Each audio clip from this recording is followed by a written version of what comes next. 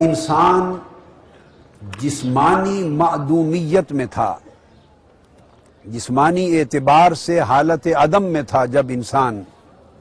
تو وہ عدم بھی اس کا عدم ظاہری تھا، عدم معنوی نہ تھا۔ چونکہ قرآن مجید دوسرے مقام پر فرماتا ہے انسان کو مخاطب کرتے ہوئے هل أتى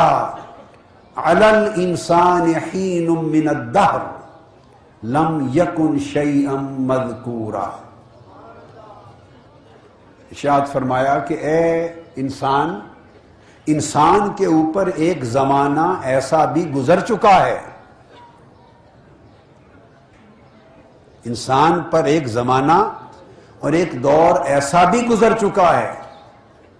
هل أتى على الإنسان حين من الدهر، وہ کون سا زمانہ انسان پر گزرا ہے؟ لم یکن شیئا مذکورا، کہ وہ انسان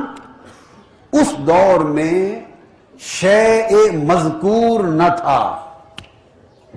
یعنی ایسی شے نہ تھا کہ جس کا ذکر کیا جاتا ہو۔ تو اس آیت کریمہ میں تین حقیقتوں کی طرف اشارہ کیا گیا۔ جب فرمایا کہ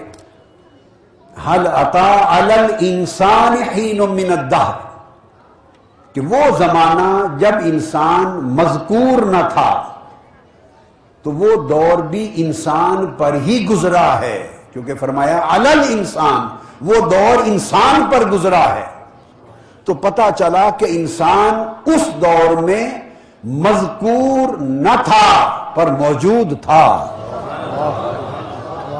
موجود ہونا اور بات ہے، مذکور ہونا اور بات ہے۔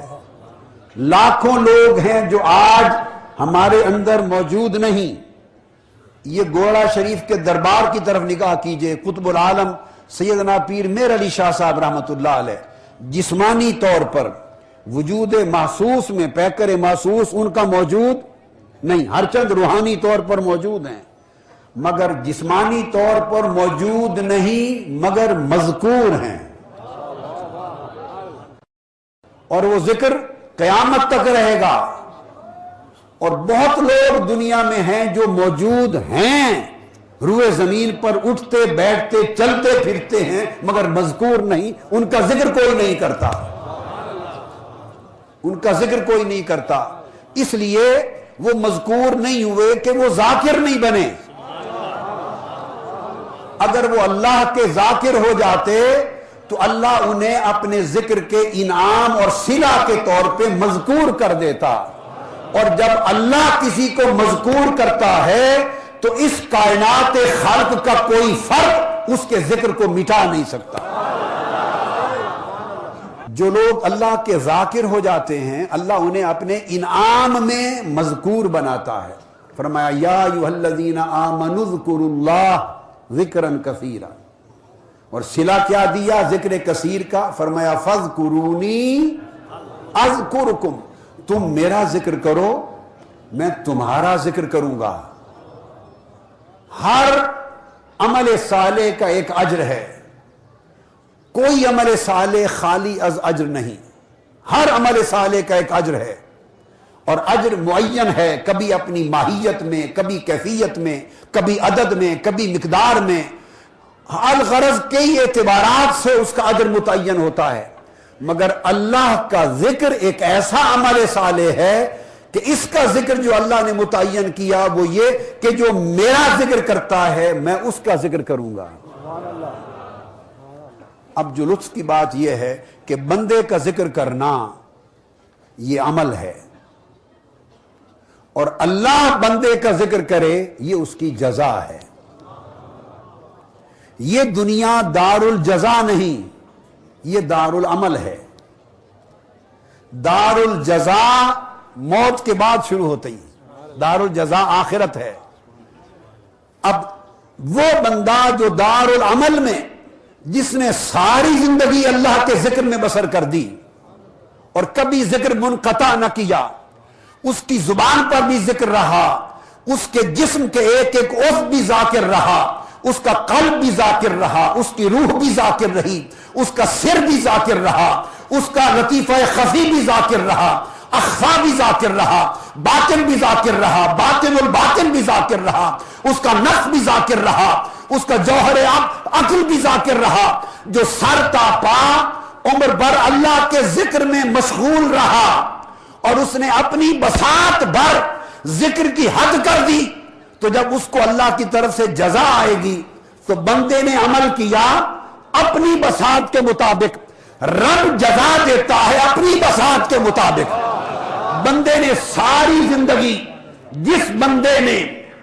وہ خاص سیدنا غوث العظم شیخ عبد القادر جیلانی شیخ الکل ہو، خاص سلطان الہند حضور خواجہ اجمیر ہو، ہماری گردنوں اور سروں پر جن کے تخت ہیں، وہ حضور خواجہ بابا فرید الدین گنج شکر ہو، خواہ وہ حضور سلطان الاولیاء پیر سید مہر علی شاہ رضی اللہ تعالیٰ عنہ، جن کا وجود اس خطہ ارضی کے لیے خود چشمہ ولایت و معرفت تھا، جن کی رہنمائی کے لیے علامہ اقبال جیسے شخص بھی خط لکھ کر استفسار کرتے اور رہنمائی طلب کرتے وحدت الوجود پر اور شیخ اکبر کی تعلیمات پر، اور اپنے مغالطوں کو دور کرتے اور اپنی لا علمی اور بے خبری کا ازالہ کرتے۔ اس سرزمین میں سوائے حضور میر علی شاہ صاحب رحمت اللہ علیہ کے سوا علامہ اقبال کو کوئی دوسرا فرد اس خطے میں اس دور میں دکھائی نہیں دیا کہ جس سے علامہ اقبال استفسار کرے۔ لندن جا رہے تھے، شیخ مجدد الفسانی پر خطاب کرائے 1932 میں، 33 میں دوبارہ جا رہے تھے تو شیخ اکبر کی تعلیمات کی خبر نہ تھی، سوالات گنجرف ذہن میں تھے۔ ایک ہی بارگاہ حضور میر علی شاہ رضی اللہ تعالیٰ عنہ کی نظر آئی، فرمایا آپ کا دروازہ کھٹکھٹا رہا ہوں، ان سوالوں کا جواب دیں، تشفی ہو، انفتاح ہو، تاکہ برطانیہ جا کر شیخ اکبر پر گفتگو کر سکو۔ تو عرض کر رہا ہوں، وہ لوگ جنہوں نے عمر ساری ذکر میں لگا دی، ان کی وفات ہو گئی، دار العمل ختم ہو گیا، عمل بھی منقطع ہو گیا، اب دار الجزا میں گئے تو جزا شروع ہو گئی۔ اب جو بات قابل توجہ ہے وہ یہ کہ بندہ یعنی عامل چونکہ مخلوق ہے، سو اس کا عمل محدود